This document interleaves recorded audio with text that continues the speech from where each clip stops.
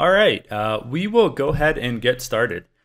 So thanks everyone for joining. My name is Justin Chalfant. I am the founder here at Patch My PC. And in this webinar, what we're going to do is just kind of review what our product looks like and how you can integrate third-party patching and automate application creation within SCCM. So it's going to be pretty much walking through a demo. So we're not going to bore you with PowerPoint or go over any sales pitches. It's really going to be just showing you how our product functions and how you can basically go from not having any third-party patching or application automation within SCCM to really having everything set up within about a 30-minute period. So with that said, we'll go ahead and just jump right into the demo. So within our lab environment, we have a pretty clean environment. We don't currently have any third-party patches within our All Software Updates node like you can see here in SCCM. And we also don't have any type of third-party apps created. So we'll go through this process showing you how easy that can be from start to finish. So the first thing that I'm going to do is go ahead and set up our publishing service that you can use to publish third-party patches. Now, throughout this demo, we are going to cover a lot of common questions that we get. But for now, if you have any questions, please use the chat window. And once we're kind of done with the live demo, if we didn't cover your question, we can go ahead and take any retaining questions from the chat, as well as probably unmute everyone so that we can get some questions in via voice as well. So as far as installing our tool, the way that this would work is you would install this on your software update point within SCCM. So in this environment, things are pretty simple. We only have our single site server, and we also have our software update point co-located on that site server. In the event that you had a remote site system running your software update point in WSUS role, you would simply install this MSI on that remote site system. So here we go. As far as the tool itself, it's super lightweight. It's only about 3 meg. And really the core purpose of our publishing tool is to give full automation in the application creation and software update publishing process for third-party apps. Once you first get in the tool, you kind of have a few options here. The first thing is that if you get a full trial, so if you come to our site and you request a full 30-day trial using the form here, you would get a unique ID for your environment. That's going to give you access to every single product that we support within our products list.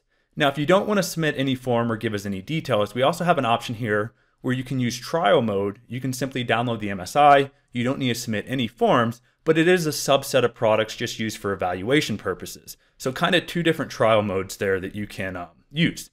As far as prerequisites go, the only real prereq that we have in order to publish third-party updates would be we need a WSUS signing certificate. Now, with Config Manager 1806, this process becomes much easier. We can simply come into our software update point, and under the new third-party updates tab, we can enable third-party updates, and we can even let SCCM automatically create our WSUS signing cert. So what I need to do after enabling that option, we can simply come into our all software updates, and if we trigger a synchronization, what we're going to see is that if we look at the SCCM WSync Manager log, it's going to automatically generate that signing certificate for us. So that's going to create a self-signed cert using SCCM. And what's nice about this feature within SCCM is it's also going to deploy it to all your clients using the native SCCM client. So you don't have to worry about deploying any certs using GPOs or anything external. So it looks like SCCM synchronization completed. So if I reopen our publishing service, we're going to see that we now have the certificate that SCCM created for us. So we basically handled all the prereqs natively using SCCM. The other feature that's available since SCCM 1802 is under your client settings. You can also enable third-party updates directly within client settings. So that means that there's absolutely no GPOs that you have to configure in order to get your clients ready to install third-party patches. So from a prerequisite side, that's pretty much everything that we would need to do if you enabled the functionality within SCCM. You wouldn't have to worry about generating a cert from our tool, or you wouldn't have to worry about using PKI-based certs. Now, if you did have PKI and you wanted to use that instead of letting SCCM generate a self-sign one, you can simply import your code signing cert directly within our publishing service UI here. Okay. All right, so that's it for the prereqs. Now, jumping into where we really start doing the work, we have these two different tabs here. We have our update rules and our application rules. So these function very similar to the way that your software update point products work within your console. So for example, if you came into your software update point and looked at your products, you're going to notice that you have a lot of different products from Microsoft, right? So you have things like Windows 10, Windows 7, Office, all the different Microsoft products that you can natively patch within SCCM. Now for our tool, we're going to give you the same type of view, but we're simply using third-party updates here. So if we look at our supported products page, we do currently list all the products that we support today. So it's quite a large list. Jock will paste in this URL in case you want to check it out within the chat window here in GoToWebinar.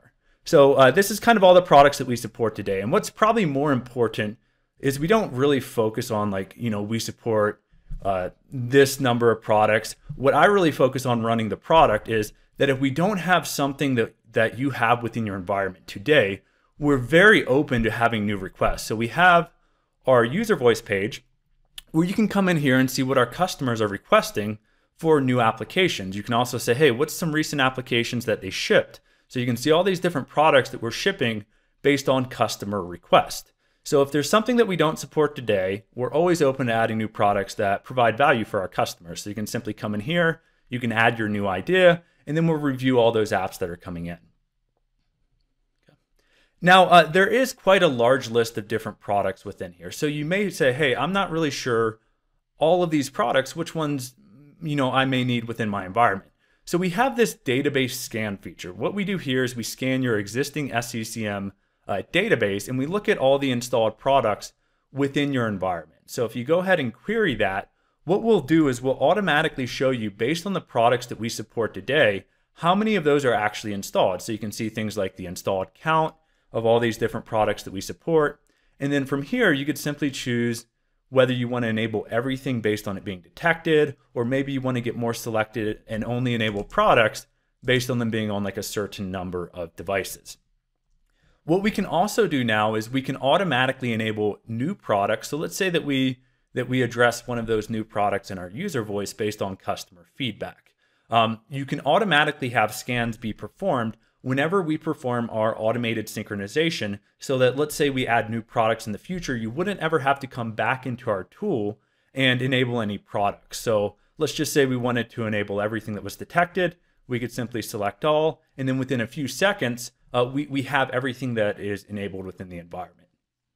Now, one additional thing to note about this publishing service that we're working through is our intention of this is really to be a one-time setup. So we're going to go enable our products. We're going to enable any future products based on scans.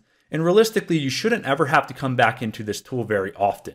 Everything would be done from the SCCM console. Once you get everything configured the way that you want, this would simply automatically run based on the sync that we'll talk about and publish anything new that we detect. Now, we do have some customizations that we can apply at the all products level. So there's a few things that we can apply globally to any child products within this list. One option is you can choose whether you want to automatically close any third-party apps prior to an update being applied. So if you want to make sure that you don't have files in use, you would have the ability to automatically close any of those app processes prior to the update being installed. You can also choose whether you want to skip the update if it's in use. So maybe you don't want to auto close. You could simply skip it and it would attempt again during the next software update scan cycle on your SCCM client. We can also delete public desktop shortcuts. So for updates like Chrome that use an MSI, some of those may put a public desktop shortcut for all users. In that case, we could automatically delete those if you don't want every user to have that shortcut on their desktop. Another helpful feature is that we can disable the self-updater of products that allow us to automate that using like a registry value or something similar. So if you want to make sure that Java updates aren't automatically going out whenever they want, you can kind of disable that directly within our updater application so that you have full control over when those updates happen. And then the last option that we can apply globally here, this one's quite helpful. What we do is we can enable logging for the vendor's installers. So things like MSIs, EXEs, any of these product installers that support a logging switch, we can automatically append that to the update install command line for you. So there's a few options here that can be helpful. By default, we save all log files locally for any installation in the CCM logs folder. We can also enable verbose logging if it's an MSI. We can prefix the log name with the computer name. So this can be quite helpful in this last scenario, where if we detect that a update failed or an application installation failed, meaning that it gave us a non-zero exit code, we can copy only failed logs to like a standard shared folder like a UNC path. So if you wanted to kind of review any of the failed updates or app installs, you could look at an actual folder share that contains the logs for all the computers, instead of just getting something generic like a 1603 exit code like you would typically get from your SCCM feedback using monitoring. This would actually let you know, hey, at what point during the Google Chrome MSI install did this fail? Was it unable to copy a file? Was it getting denied for the registry? Something like that. So you can actually understand and troubleshoot different issues that you could potentially have within your environment. So that's the three options that we enabled at the global level. So if we come through and enable any products, they're going to automatically have those three options configured. So for this demonstration, we're going to enable Google Chrome 64-bit, and then we're going to enable Java Runtime. Now, once we get into the product level, we do have three additional options that you can apply at the individual product that are specific to a product. So the first thing that we can do here is we can add a custom pre or post installation script. So let's say in our scenario, we're going to add this for Google Chrome. Let me just go ahead and browse out here. So what we're going to do, we're going to add a post update script that would apply anytime a Chrome update is applied or anytime a application is applied for Chrome created from our solution. And it's essentially just going to set the home page. So it's going to make the home page for all users patchmypc.com. And you can just see it's a pretty basic script that's just configuring some registry values. So whenever we're doing pre or post script, you can really be as flexible as you want since you have full control over what type of script files you use. It could be PowerShell, VBScript, batch files. You can even run an exe or MSI as a pre or post action if you really wanted to get custom here. You can also include additional files and folders. So if you're using something like PS App Deploy Toolkit and you want to give a little bit more of a custom experience within the update or application install, you can get as flexible as you want here. But in our case, I'm just going to set the post update script to set the home page. So that means that anytime a Chrome update is applied, even for future updates that we publish, it's going to automatically include any custom pre or post scripts that you've defined here. Optionally, you can also modify the command line. So if you want to append an additional command line argument, maybe something like a product key if you're doing a paid product, or any type of custom switches that could be applicable to your environment, you can add that here. And if it's an MSI-based product installer, you can also add a MST transform within the product as well. Okay. All right, so the only other one that we'll enable here for our update publishing is going to be Java 8 32-bit. Now, this one is a little bit different in the fact that we also automatically define a pre-update script for you within Java. Now, Java is the only product that we currently do this to today. And essentially what we're doing here, since JRE doesn't remove older runtimes by default with their installer, we essentially opt in by default to a script that we run to clean up any current versions of Java 8 runtime 32-bit in this scenario, since that's the product we're looking at, so that you're only left with the latest runtime of Java to make sure that you don't have older versions also installed with the latest. So that's something we do by default. If you wanted to keep those, you can opt out of any of these scripts. But we can also see, of course, the disable updates and the logging option was automatically enabled because we applied it at the all products level. Okay. So that's the two products that we're going to enable for software update publishing. What that means is it's going to become an update within SCCM, just like any other software update that we look here. We're going to see these third-party updates sync up in a second. Now, the difference between the updates and the applications is that updates can only be used to apply patches to existing installations of products. So for example, you could only deploy the update if you had an older version of Chrome installed. Now, when we were working with our customers and taking feedback, this only addressed one of the problems because the customers would still have to go out, they would have to package Chrome, they would have to then keep that application install up to date, assuming that you didn't want to deploy old versions of Chrome and then have to wait for the software update scan cycles to apply before the update would be applied. So what we've recently introduced is the ability to also create applications for you within Configuration Manager as well. So there's a few things that I want to show here. So I'm going to go ahead and enable the 7-zip 64-bit exe. Now within the applications, we do have two additional options that are specific to applications within SCCM. So for example, we can set the min and the max runtime. So if you wanted to make it a little bit different than the default of 120 and 5, you can set that. And we can also include the deployment type install behavior feature within SCCM as well. So what that will do, it will add the process exe names for any of these products into the install behavior tab of your deployment type so that you can notify users if they had to close out of any apps during an application update install.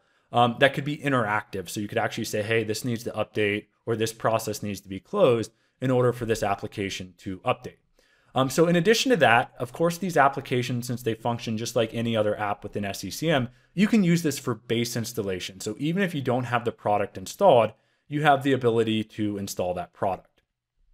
Now, for this example, let me just go ahead and look at Chrome. Now, let's say that you went through the software update rules and you enabled a bunch of different products based on the scan feature, and you want to duplicate all the products that you enabled for software update publishing for application creation as well. We can simply click this copy icon, and we can even copy any custom pre or post scripts that you applied for the update publishing for these products automatically, and they'll also get copied over for app creation. So we automatically just enabled Chrome and Java within 2 clicks here. And we also have our custom post update script that would be applied for an application install as well. As far as the application options, it's pretty basic here. So you're going to have to tell our service where your SMS provider is, as well as a root UNC path that you want to use to download all the application content. There's a few other options available. So for example, there's a few things that correspond to applications within SCCM. So do you want to allow the app to be installed from a task sequence, for example? By default, we automatically update any previously created applications in place. So what that means is, let's say that our publishing tool ran today and you just enabled application creation for Chrome. The version that was published today, let's say, was version 76. And let's say a week later, Chrome comes out with an update. If you left the default behavior for it to automatically update the application content, what we would do is we would automatically update that previously created app, and we would also update the distribution points for you. So that means that you would always have the latest version if you referenced that application within a task sequence or a collection deployment, where you would always have the latest one going out. You wouldn't have to worry about manually reassociating to a new app. Now, if you did want to have more control over that, you certainly could change to the bottom drop box here, where you could say, I want to create a new application whenever there's a new update available. So that would give you full control over when you wanted to deploy that out, for example. Okay. And then lastly, we can also automatically distribute any newly created applications to any distribution point groups within your environment as well. So in our case, we have it just going out to all our distribution point groups. And that's basically how we have our settings configured for our apps. So I'm going to go ahead and apply this.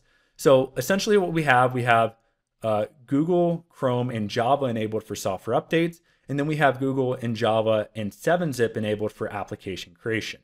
Now I'm going to go ahead and jump over to our sync schedule, and I'm going to go ahead and trigger our first synchronization just to get this process started in the background so that we can start downloading these apps so it can be running as we go through the next few tabs. But the way the sync schedule works is, by default, our publishing tool is going to go out, download our latest catalog every day at 7 p.m. So from our perspective, if we look at our RSS feed, you can see kind of a history of some recent catalog updates that we've performed. So usually on average, we're doing about 3 to 4 catalog updates a week. We generally get updates out the same day that vendors release them. So for example, if we look at our history for September 2019, we can see that we had a total of 157 third-party updates released that month. 38 of those were security updates, and 30 of those had CVIDs. And we also added 8 new products based on customer feedback that we can see here at the top.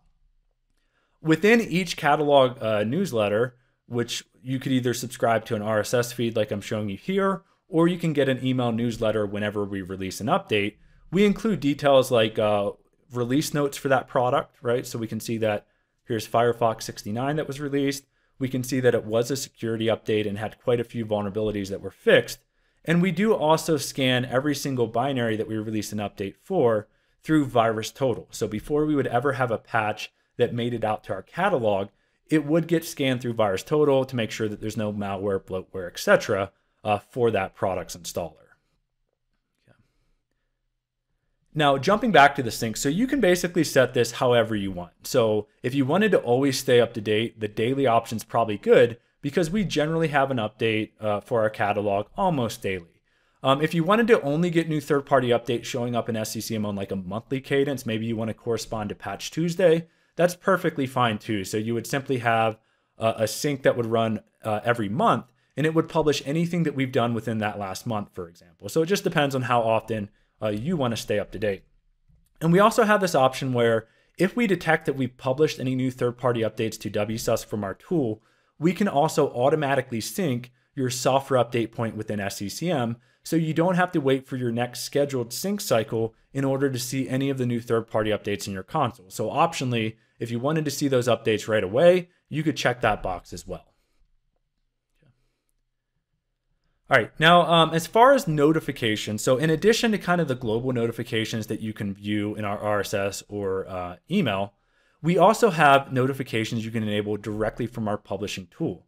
So the difference here is that this will only email you when there's actually been a new product that's been published into your environment. So this would only be for products that you enabled. So anytime something new is published as either an update or an application, you would automatically get notified. Now, there is one thing I think that I forgot that's pretty popular over in the apps. We do have the ability to automatically move any applications that is created by our tool into a subfolder within the applications node. So in my case, I didn't check this before the sync, but if you wanted to like say, hey, I want all Patch My PC apps to go into this subfolder, you would have the ability to set that. Now, since it looks like the synchronization has already completed, we of course just have them in the root level because I didn't enable that to auto move. Okay. And that's pretty much it as far as the publishing tool goes. So at this point, essentially things would just run in the background. The only time that you may have to come back in here is if you wanted to change any of the custom right-click options on any of the products. So maybe you wanted to change a pre or post script.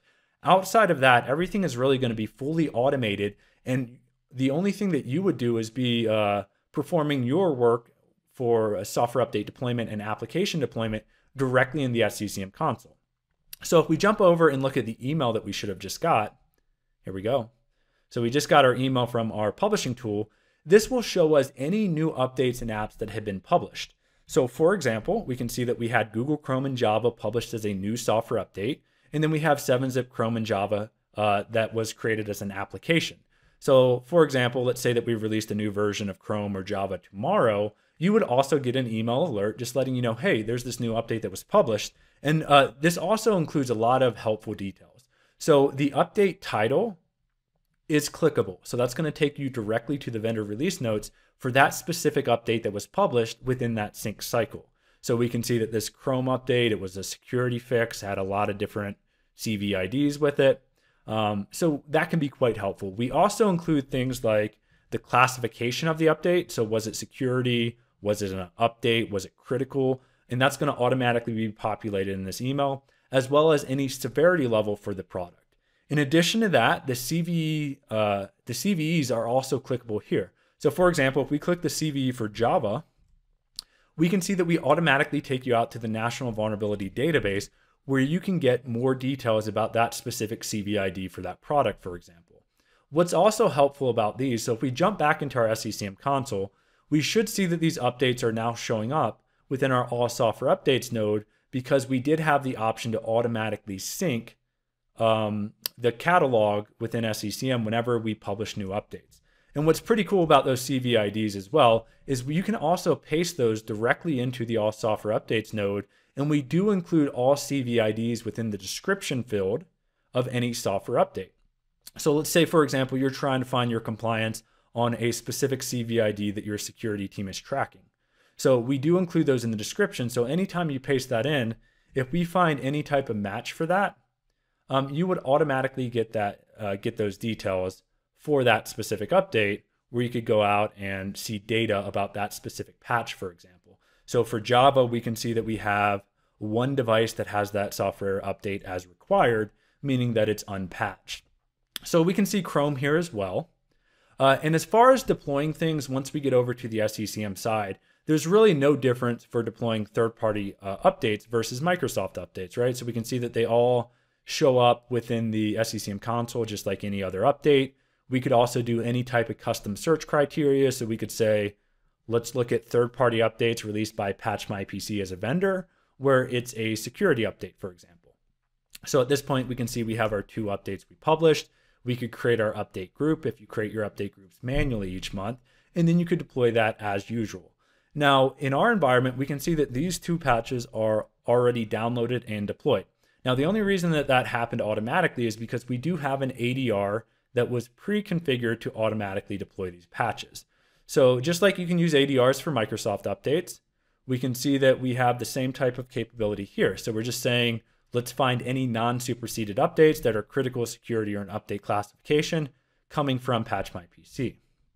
So if we preview that, we can see that we have our 2 third-party updates that we published showing up within the console here. All right, now in addition to that, we also had 3 different deployments configured for that ADR as well. So we had a pilot deployment going to our IT group, we had a broader pilot going to a broader collection, and then we had our production. And we can see that these are all staged out, 1 day, 3 days, and 7 days out. So just like you choose your collections for how you want to deploy Microsoft patches, same type of concept here. So we've got our third-party pilot group. We also have the same options like whether you want to show it in Software Center, do you want to abide by maintenance windows or suppress restarts? All the same functionality from your console is going to be the same process you use. So when that ADR downloaded the content, it went into an existing deployment package, and that of course goes out to your existing distribution point. So you don't have to worry about standing up any additional server infrastructure when it comes to third-party patches, because everything goes through the same exact workflow. So that also created our software update group, and that got deployed to our client. Now, with regards to the applications, if we jump over to the apps node, we can see that we also have those 3 applications that we auto-created. So if we go ahead and look at those, we can see that we automatically populate a lot of common details like the app name, whether or not you wanted to show different items in Software Center. So things like icons, keywords, description, user docs, privacy, URLs, all of that gets automatically populated so that you have a nice experience if you deploy these applications to users as available. Now, what I'm going to do here is I'm going to go ahead and deploy these 3 applications to the all users collection as available. So I'm just going to use a PowerShell script. It's going to loop through those 3 apps, and it's going to create an available deployment to the all users collection. So if I go ahead and refresh, we can just see that that created the deployment and just automated that so we didn't have to manually go through each app. So on the client side, once we jump over here in a few minutes, we'll see what Software Center looks like for these products. Okay. Now let me just switch my screen over. Here we go. Okay, so I just switched over to the client side. Hopefully everyone's seeing that okay. So what we should see here is that we have Software Center open, and this device was part of our pilot collection that got targeted with our deadline 1 day from now for our software update. So we can see that if we didn't deploy this in Software Center because we allowed visibility in Software Center, it would automatically install on the deadline, which would be tomorrow. Now on this device, we can see we have a couple things going on here. So we have an outdated version of Google Chrome.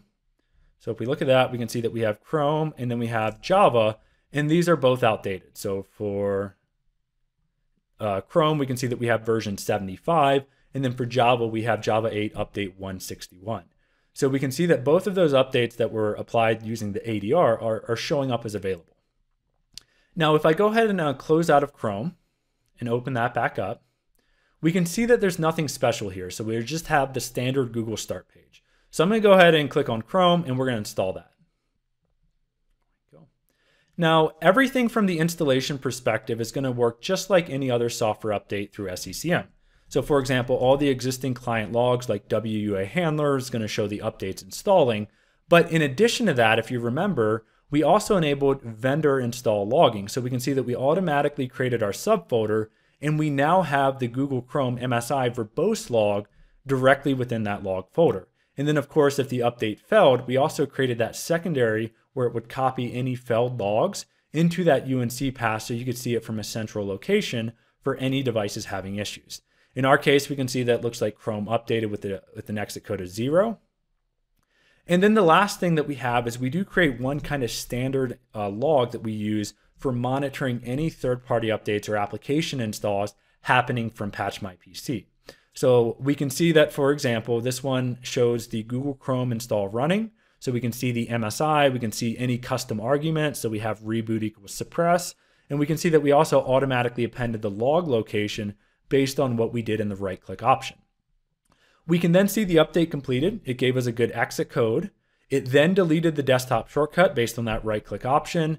We then configured 2 registry values to turn off the self-update feature of Chrome based on the right-click option. And then lastly, we can even see that if we execute any custom PowerShell scripts based on any PowerShell scripts that you add as a pre or post action.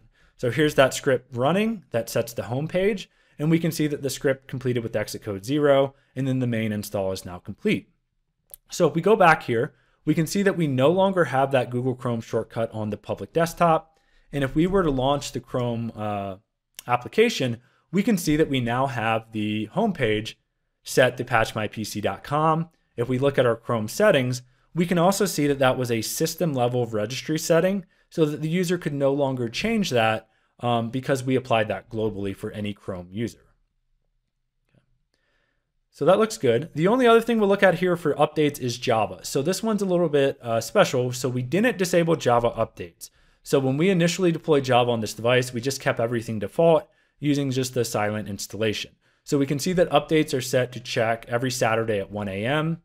If we also open up regedit, let's see if I can get here really quick.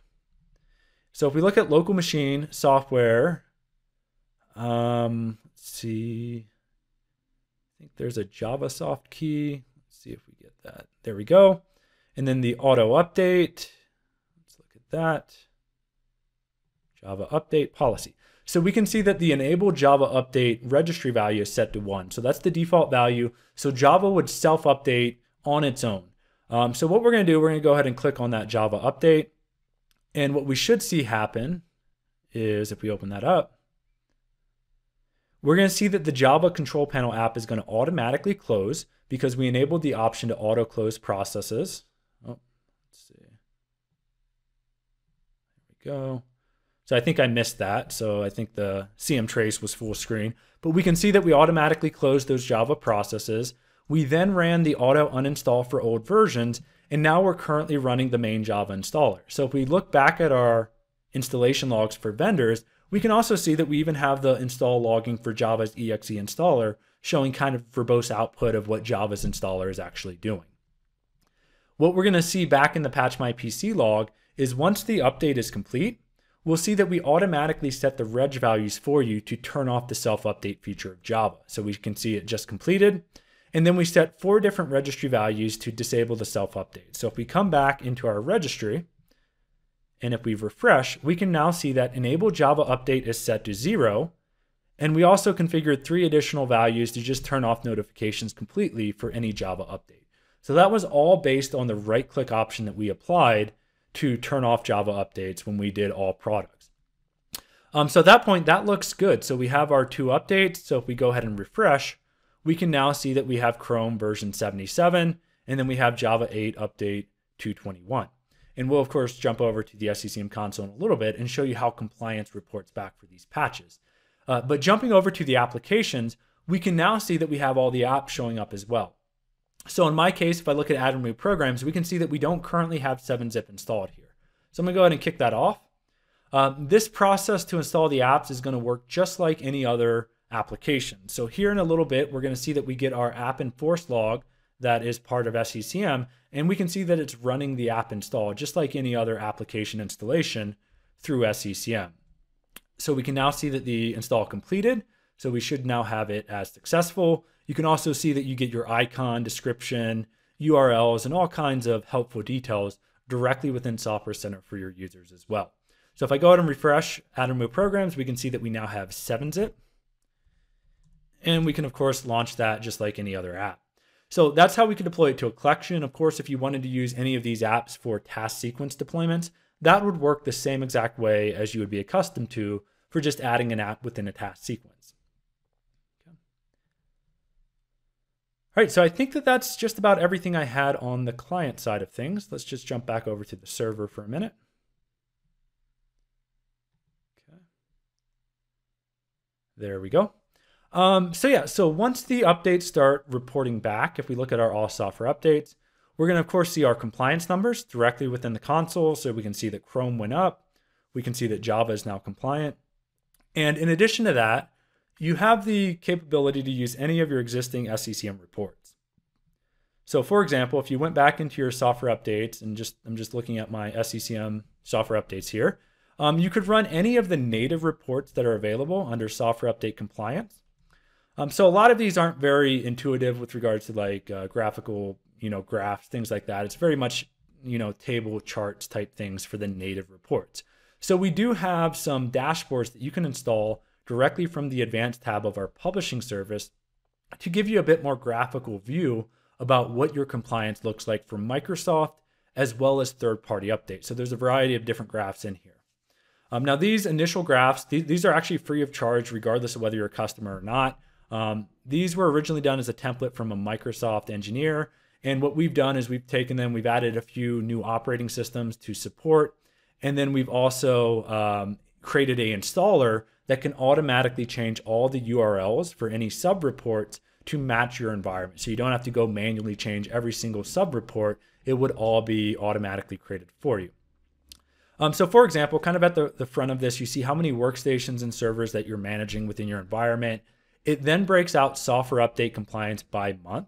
So you can see kind of the trailing compliance for workstations and servers for each month. So in our lab, we actually had our ADRs kick off. So we actually look pretty good as far as compliance goes for both workstations and servers. But let's say that we wanted to click into the month of October. We can see that for servers, we're 88% compliant. You would see all the updates released that month, and then you could see like which ones are required. So we can see that one of our servers are missing a cumulative update for Windows. So if we were to click in there, some of these reports can get very specific and drill you into some of the native reports. So we could find what are the different machines that actually need that one specific update for servers. So from the dashboards, you can get quite detailed with regards to whether you want to look at specific computers, specific updates. You can drill down pretty far with these dashboards. Look at that. And that's just the first two graphs. There's a variety of different graphs. So overall compliance by operating system. You can see how many machines are missing a specific range of updates. So we have 5 machines that are workstations missing between 1 and 10 updates. So that looks pretty good. Let's go back. And then we break out compliance by operating system for the last 6 months. So if you even want to get more specific than just workstations, let's say we want to look at Windows 7. So we can see for the month of September, we have 2 Windows 7 machines and only one of them are fully compliant with all patches. So that's kind of the first dashboard that shows third-party updates as well as Microsoft. We also have some dashboards that show only third-party patches. There's a few where you can limit to specific software update groups as well as collections. So you can get pretty detailed on what you want to look at. Now, what's nice about the patches that we publish is they report back compliance just like any other Microsoft update. So if you're using any of your own reports that you've created, or if you're using any of the free ones available, so for example, this one is a free Power BI report available from Microsoft. And what we're kind of interested in mostly is the update compliance piece of this. So we can see just a general overview of our update health within this chart. Now, if we want to get more details about that, we can click over to update compliance and we can see that we get a nice graphical view within this Power BI report about how we're doing with regards to software updates within our environment in whole. So in addition to all these Microsoft patches that we can see, so we have some cumulative updates, we have a bunch of different third-party patches. So you're going to see all our updates in addition to Microsoft. And let's say that you only wanted to look at critical patches. So just like anything else in Power BI, it's pretty simple. You just kind of click a graph. And we can see that if we limit by that, we're missing a Firefox update and Java update that have a critical severity level. And that's pretty much it there, but any reports that you're using today should work perfectly fine for looking at your third-party compliance as well as Microsoft. All right, but with that said, that's most of the technical piece of the demo. I'll quickly cover some of the pricing aspects. So we have a few different subscription options. The two that we find most people are using is either our Enterprise or Enterprise Plus. So it's either $2 per device a year if you just wanted Enterprise. That's going to support full automation, but that only supports software updates. If you want to add the automatic application management in as well, that would be Enterprise Plus. Within the pricing charts on our main website, you can get a nice comparison chart between all the different subscription levels. And we can see that as far as Enterprise Plus and Enterprise go, the big piece there is that Enterprise Plus supports automatically creating apps and updating them within SCCM.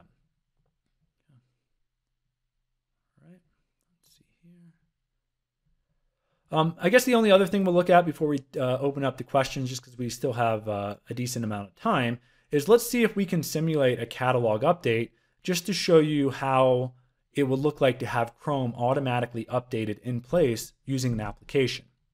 So let's just come back here for a second. I'm just going to temporarily disable all the updates, and I'm going to switch over to a new subscription URL. So what we essentially did when we initially created this is we were using an outdated catalog just so that we could simulate products being updated in the event that we wanted to see an in-place update. So if we jump back over to our applications, we can see that we currently had Google Chrome 77 and it ended in version 75. So what we'll do, let's go ahead and run a synchronization just to see if we can simulate, just to show you what that would look like in place.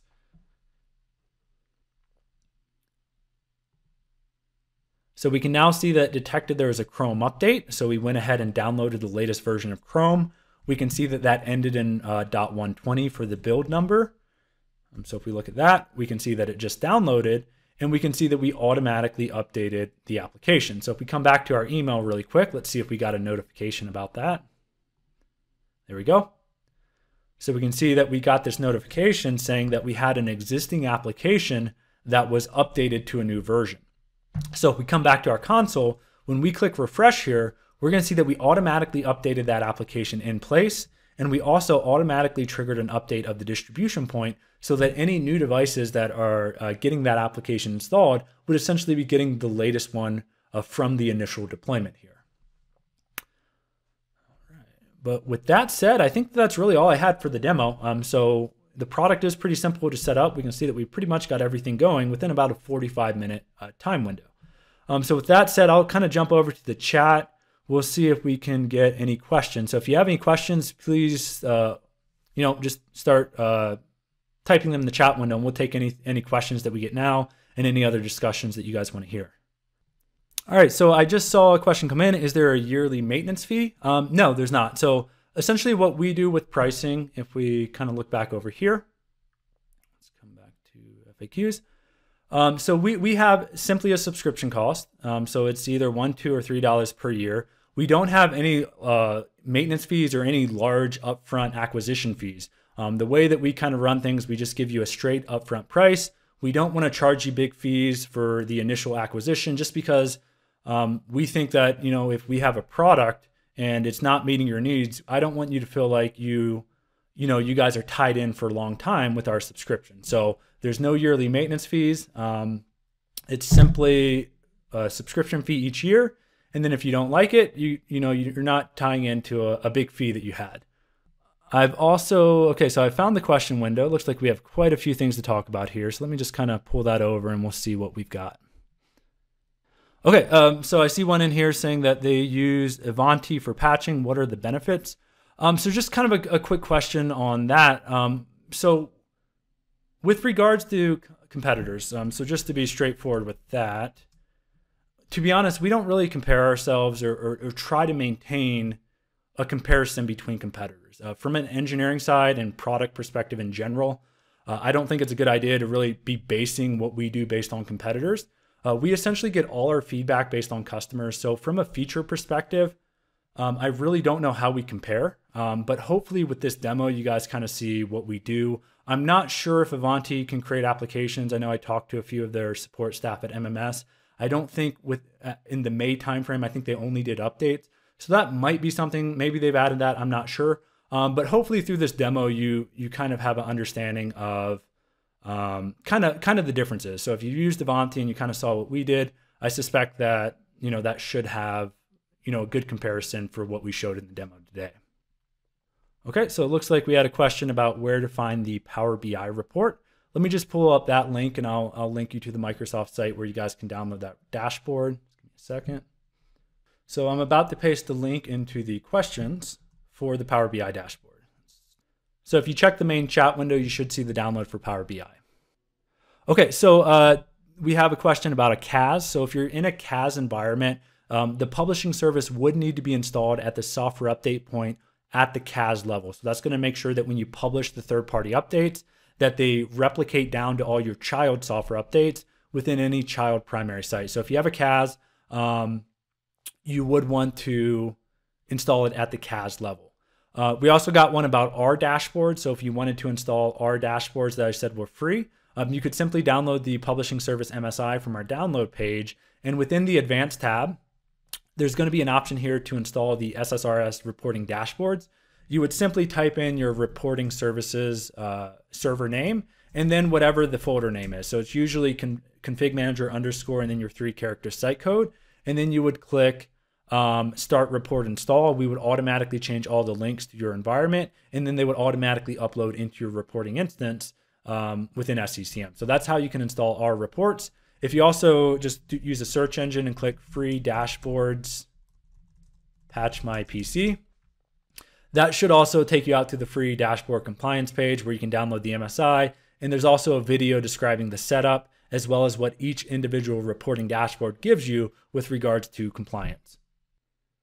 Okay, so we had a question about when you're using pre and post scripts about security for it, like if you have products blocking it.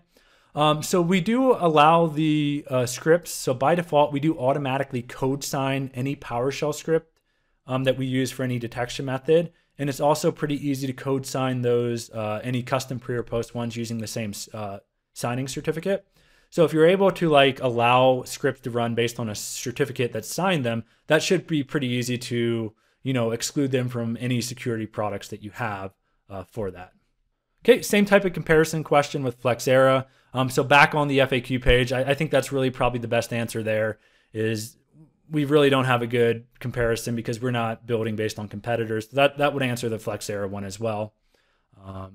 Do you cover 7-Zip, MSI? Yeah, so we cover all those products, 7-Zip, Firefox, Chrome, and we'll also include that supported products list you should see in the chat window. You can also get there from our supported products page here as well. So we can see all those products. You can just do a quick search there. It looks like we had a question about Intune. So Intune is currently the most popular user voice request that we have. It's something that we're looking into. So we can see that we have the user voice here. We've already noted it. From an engineering side, it's going to take some time to kind of evaluate what we can do with regards to Intune, what APIs we have available through Graph, things like that. So it's definitely something that we're looking at as far as that goes. Looks like Jock already answered one of the questions about education pricing. So if you go to our FAQ page, you can check out any of the discounts that we offer. So we do have discounts for education here as well. So it's a standard 15% that we would give off upfront for any education customers. As far as supersedents for updates, so we have one here. So we automatically create supersedents. Whenever a new update comes out, we will automatically set the supersedence relationship. So there's no need for you to do anything manually. So when the new update came out, for example, for Chrome, any previous version would be superseded. And then based on your software update point supersedence rules, it would automatically set there. Okay, so does your product require SCCM? Okay, so good question. So we do allow you to use standalone WSUS. So if you're not licensed or don't have SCCM today, we do have an option in the advanced menu to use standalone WSUS mode. So that means that the third-party patches would automatically appear within the WSUS console, and you could deploy those just like any other Microsoft update within your environment. Do you cover MBAM? So we don't cover MBAM today as a supported product. That's certainly something that we could look into. So if you wanted MBAM to be covered, we could just submit a new request. Let me see if we have anything for MBAM today. It doesn't look like it. So if MBAM, the client, is something that you wanted to see updated, you could just request that, and that would be a product that we could certainly evaluate. Will MMS be at MMS, or I'm sorry, will Patch My PC be at MMS MOA 2020? Yes. Yeah, so we'll be a sponsor at MMS MOA. We will also be at MMS Jazz in a few months as well in New Orleans. Options for piloting apps before they auto-update. So as far as that goes, you could use collections. So if you have any apps that you want to kind of test in phases, you could use any collection targeting to go from like smaller groups to medium groups to larger groups, just like you could use any other kind of staging with collections for that as well. Are you going to support updates for Carbon Black? I'm not familiar with that product as far as the client goes. If you wanted to check anything that we're kind of working on, probably the best way would be to just maybe search Carbon Black here. Let's see if we have anything today. It doesn't look like we have any pending requests. So if it's not in the ideas portal, it's probably not something that we're currently looking at. So if that's a product that you'd like to see added, that would probably be a good one to kind of, put a new request here. So we would at least have it on our radar, because any products that we add are going to be based on customer feedback. And that's really how we take feedback for new apps. We're not going to just add things based on, just trying to increase a number. It's always going to be based on what our customers are asking for. Looks like we had something about a device true up. So as far as true up goes, we try to make things as easy for our customers as possible. So with regards to client increases, exceed. Okay. So within a subscription term, we do allow you to, let's say that you had kind of normal growth. We allow you to exceed your purchase count within a subscription term by up to 25%. So we want to make sure that, we're not doing these true ups just for small number of devices. So we think that 25% almost covers all typical organization growth for devices within any subscription term. So a true up would only be required like if you had more than 25% of your original number. So if you purchased for 1,000, you could essentially go within your term up to 1,250 devices before you would even have to let us know. So we try to reduce as much friction for our customers as possible. And this is one of the areas where we added that for. I'll also paste in this link as well into this FAQ page to answer that question for Pete. So we had a question about app supersedence. So the question was, when a new application is updated, will it automatically supersede any previous one? So today we don't do that. So it's either you could update the application in place, meaning that we would update the existing app that we created, or you can create a new application. Supersedence is something that we do have on our radar, where we could just create a new app and then create a supersedence relationship. But we just have to test some of the kind of the engineering sides of it, like how many relationships could we realistically keep back? What type of strain would that have on the SMS provider when we're trying to query multiple superseded apps? So it's something that we're looking into. We certainly would like to support the supersedence within the application model native to SCCM. So it's not something we do today, but something that we definitely have on the radar. So if an app requires a specific reg key to be applied, will it also be applied? That's hard to say. So if the installer automatically creates that reg key, it certainly would. If it's something that doesn't get created automatically, or there's not a command line within the installer that you could add, you would probably need to use a post-update script for that scenario, just to answer Corey's question. Okay, so besides adding a script to a package, is there an option to move the icon instead of deleting it? So today we don't have any capability like that. I'm not entirely sure the scenario, like what type of folder would you want to move it to, etc. Today it would only be delete. If you wanted to move the icons on the all users desktop to a custom folder, that's something that you would have to do via post-update script. If you gave us more details about what's the scenario, why you would want to move it to a different folder, what folder you would want, maybe on the ideas portal, we could certainly look at adding it if it's something that we think could provide value to our customers. Okay, so we have 1 to 3 critical apps that would be crucial adding before purchase. So you could, Yeah, so user voice would probably be the best place to submit that. You can also email me, so I'll answer that with my email address. Feel free to email me with the apps. If you don't want to put in user voice, I certainly could. And we could definitely evaluate those apps as well.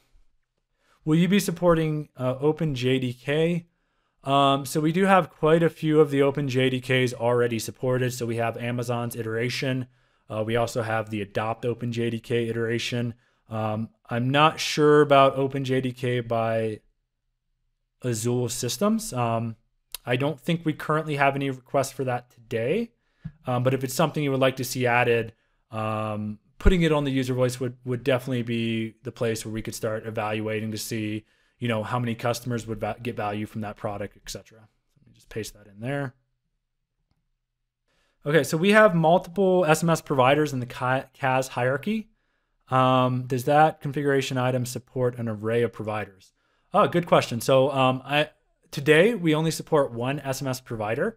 I haven't really seen the need until we actually got that question. But yeah, I can definitely see the value where we could potentially allow multiple. And then in case we couldn't connect to one of your providers, maybe we could, try the secondary one, or maybe we could even configure it to kind of switch back and forth to help offload provider load.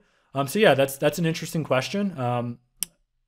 We don't support that today, but that would be an excellent feedback item to submit. I can definitely see the value in having multiple for the SMS provider for where we talk. Okay, so just working through a few more of these unanswered ones. So how do you handle licensed products like Acrobat? So as far as the Acrobat updates go, the actual patches come down as MSP updates. So it would only be a patch to an existing product that you had installed. So if we look back on the updates, these would just be patches. So for example, we would take you from, let's say, Acrobat 19.x to 19.1, etc. So there shouldn't be any issues with regards to Acrobat and patching. Now, for some of the products that we support for licensed products, so things like TeamViewer or something, if you wanted to add that using our base installation, you would just need to make sure that you either append the command line to include a product key parameter, or you add some type of post action to activate it for you. So yeah, that's how licensed products would work for that. Does the discovery of application require some type of software inventory to be installed? No. So when the updates scan for compliance, it's all based on the software update scan cycle. So you don't need to worry about any type of software inventory for things like star.exe. There's nothing additional that you would have to capture. It would all be scanned on the fly with regards to the applicability and detection for apps. And that also applies to our base applications. We don't need any type of software updates. Okay, so do I manually need to choose a different product on the SUP? So good question. So as far as the software update point in WSUS goes, we actually create all our updates under a single vendor product.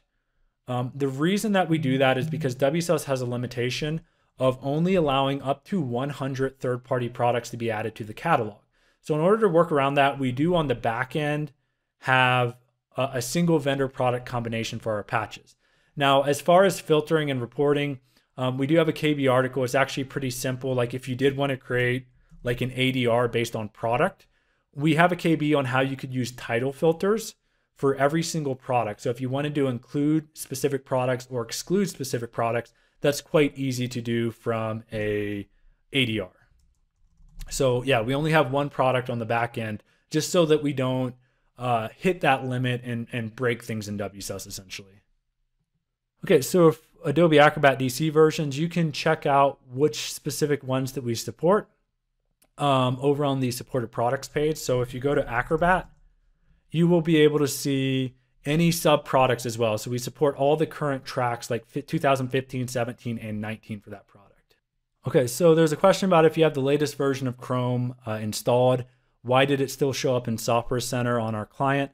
So the reason for that is because the application detection method did not run after the update applied it. So that's why it was kind of still listed as available. If I actually went and clicked on install on Chrome and Software Center under the app, it would then show that it was installed. So we don't currently support Adobe CC updates. Certainly something we could look into if we get feedback for that. Okay, so someone just asked if I could show an example of filtering a product. Absolutely. So let's say that we went into our ADR. So it sounded like they did not want Node.js to auto deploy. Essentially what we could do here is if we look at the ADR, so right now we're saying let's approve everything from patch my PC. Let's say that we didn't want to have Java auto deploy. So we would just come into our ADR, we would choose title, and then we would do exclude, which is a dash. So we would exclude any title that contains Java. If we preview that, we can now see that we only have Chrome. So if you wanted to exclude Node.js, you could go to our KB article that talks about how we can exclude based on title. And you would probably just include something like node.js for the title filter. So that's how we could exclude that within the ADR. As far as the SSRS reports, they don't update automatically. If we had a change, you would simply go back into that report installer and you would just re-upload them. Yeah, so if you only wanted to deploy LTS, you could just include a filter for it must contain LTS or it must not contain, as far as excluding a specific version of Node.js. It would be the same type of filter that I use to do Chrome. As far as rollback goes, so software updates in general don't support rollback at all. That's applicable for Microsoft updates as well. But what's pretty cool, since we now support applications, if you ever wanted to roll back an app that we created, you would probably have the latest version of that also created as an application. So what you could do is we will automatically populate the uninstall method for any application. So if you ever wanted to roll back, you could simply deploy the latest version that broke something as an uninstall method for that, and then you could install the previous one as well. Have you had any issues creating desktop icons and they failed? When creating desktop icons and they failed? No, that doesn't sound familiar. I'm not familiar with any issues with installers creating desktop icons. That's not something that we've seen in our testing, at least today. Oh yeah, okay, good question. So is it possible to export the settings for update and application rules within that? Yeah, so actually one of the recent builds that we had probably within the last few weeks, within the publishing service, there's a new option in the advanced tab where you can export all the settings that you've currently configured to an XML file. So you could simply export that, and then let's say that you have another environment with a separate server, you can then import that. You also have the ability to automatically create a backup on like a UNC path whenever anything changes. So when do we decide to quit supporting a product?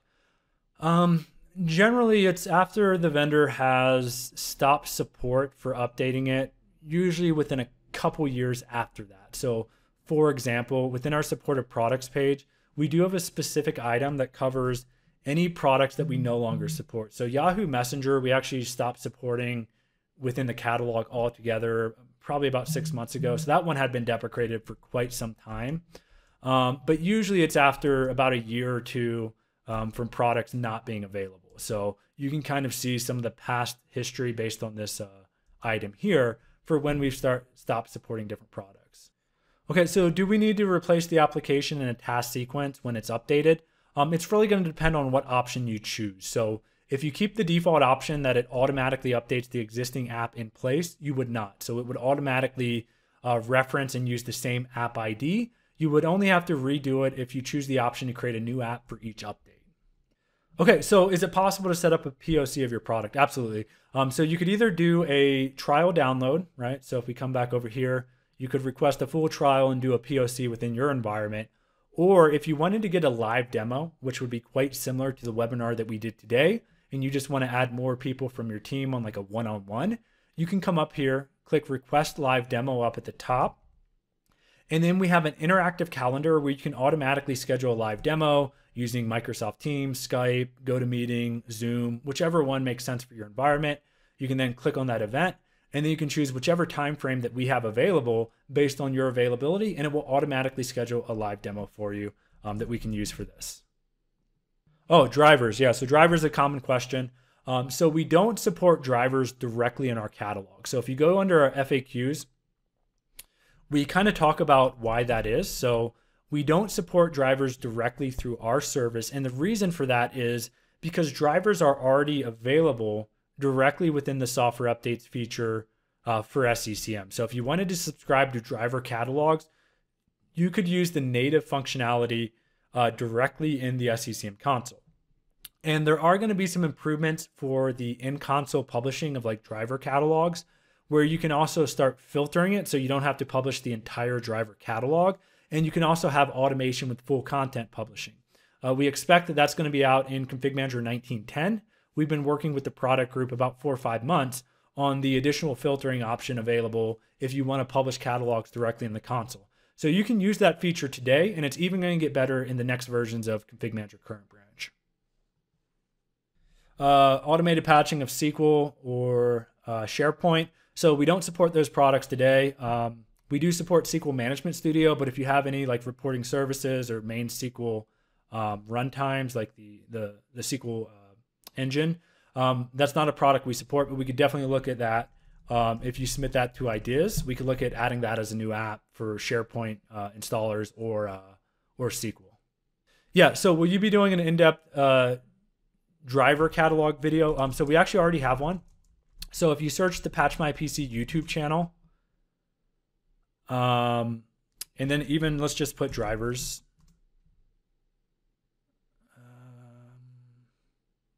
Okay, so there's a section here for, let's come here. Let's go to our playlist. So if you go to our SCCM guide playlist, we have a bunch of different SCCM topics. So let me just send that for you. So I think it's video number 13 that covers the driver catalogs. So there we go. So enabling third-party update catalogs in SCCM. That one should also cover some of the driver catalogs, how you can enable those.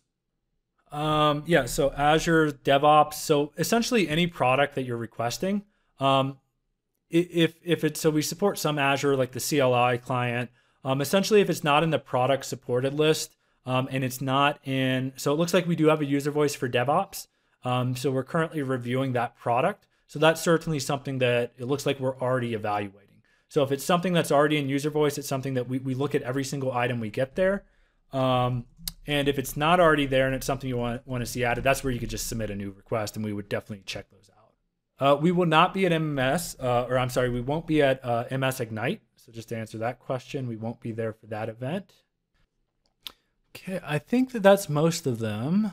We don't have any examples of PS App Deploy Toolkit today. So if you, usually customers would already have like a template they would want to use.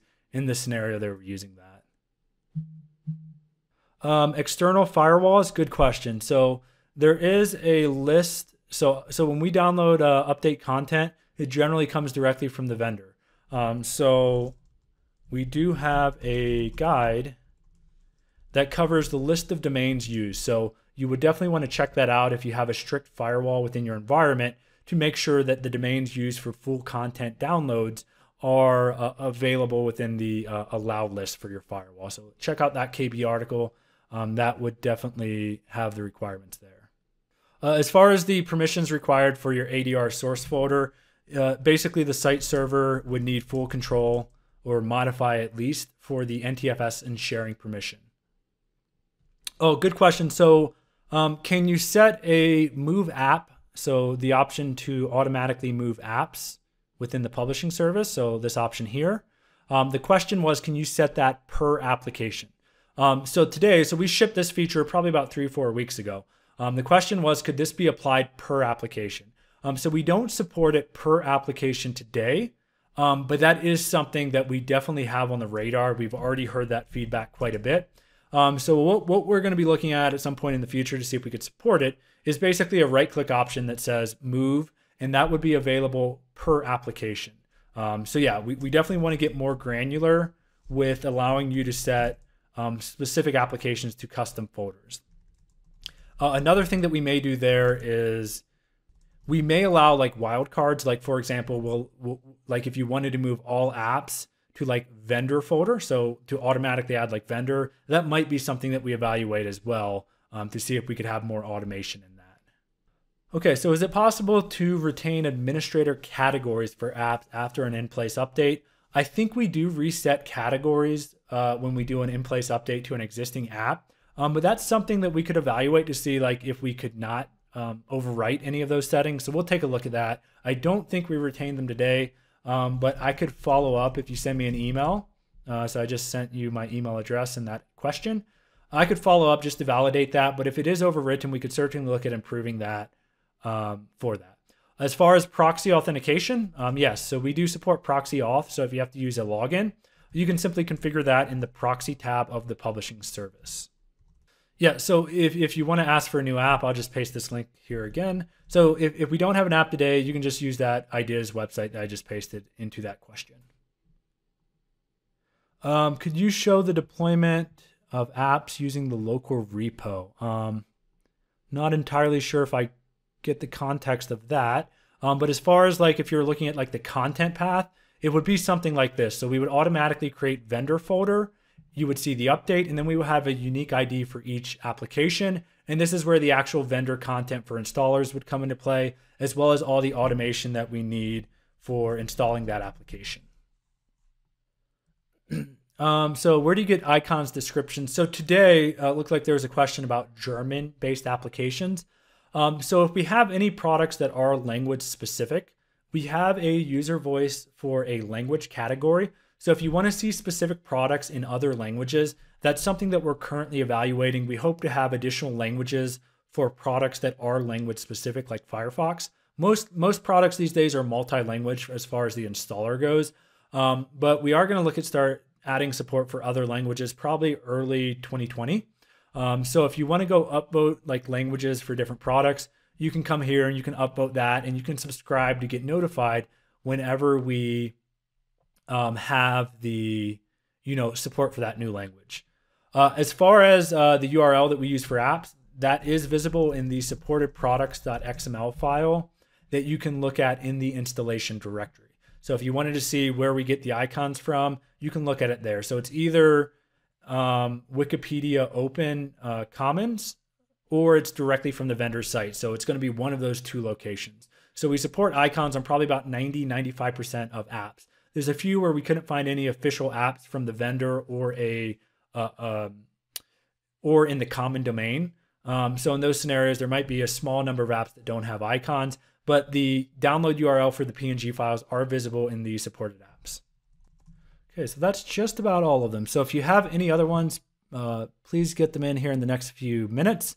But if we don't get anything else here in the next few minutes, we'll go ahead and end the webinar. So for those of you that are still on, thank you all for joining. And we'll just follow up with a few additional questions that we get in the next few minutes if we get any. Okay, so for log saving, so as far as the permissions needed for the log saving, like for example, if we looked at Chrome. So if you have a secondary location for your logs, like a UNC path, the updates would be running under the system context of the device. So if you were using a UNC path, you would need to make sure that domain computers at least have modify rights in order to save the log files into a UNC path.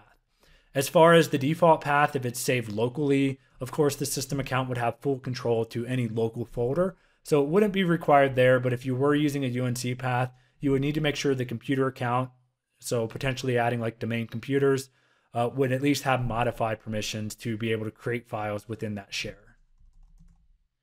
Okay, excellent. So it looks like we have ran out of questions. So I want to thank everyone for joining, and hopefully this was helpful.